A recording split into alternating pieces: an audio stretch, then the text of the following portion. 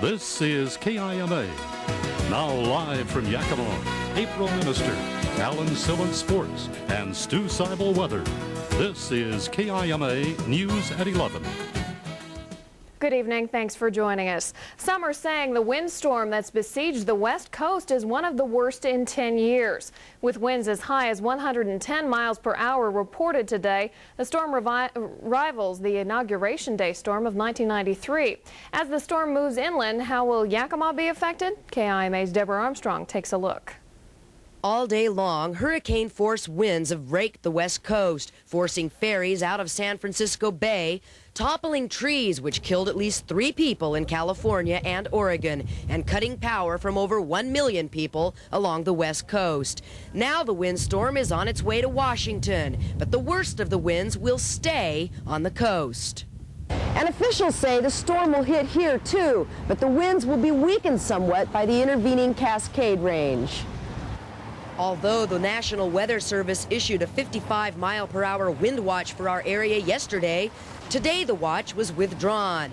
Bud Graves is Yakima's meteorologist in charge.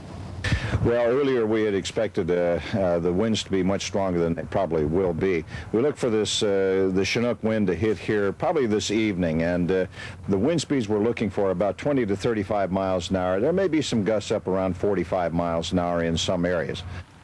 Despite that, Yakima's Red Cross shelter in Toppenish is remaining on standby, and the State Patrol is warning drivers to remain cautious on highways. Although much of yesterday's ice has melted, there are still plenty of slick spots, especially on exits and overpasses. Troopers responded to at least 10 accidents today, and wind could increase the danger.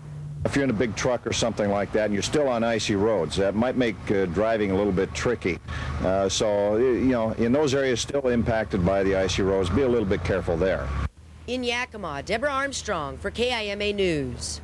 Pacific Power crews in Yakima are also on standby to assist with any power outages the winds might cause on the West Coast. The River Forecast Center is warning of some possible flooding for the Natchez and Yakima rivers. They are predicting that the Natchez River at Natchez will be just below flood stage at 4 a.m. The Yakima River at Parker is expected to reach flood stage late tomorrow night. Runoff into the river systems is expected to increase significantly. Melting snow and last night's heavy rain caused urban flooding in some areas of Yakima today. Officials say water pooled in low-lying areas and intersections. Some roads were temporarily closed, and though the rain is expected to taper off tomorrow, winds as high as 55 miles per hour could buffet parts of eastern Washington tonight, including Yakima. The American Red Cross has placed its Yakima shelter on standby. The death toll continues to climb in this storm. At least 5 people were killed by falling trees, 3 in California and 2 in Oregon. Oregon Governor John Kitzhaber declared a state of emergency in the western part of that state and called out the National Guard. About 1.5 million people lost electricity. The number of people without power in western Washington has reached 171,000. The Hood Canal Bridge was closed tonight, as was the Washington 520 Bridge across Lake Washington. Ferry service was canceled on many routes. The National Weather Service reported a wind gust of 75 miles per hour in West Seattle. Spokane is also bracing for major winds coming close to 70 miles per hour.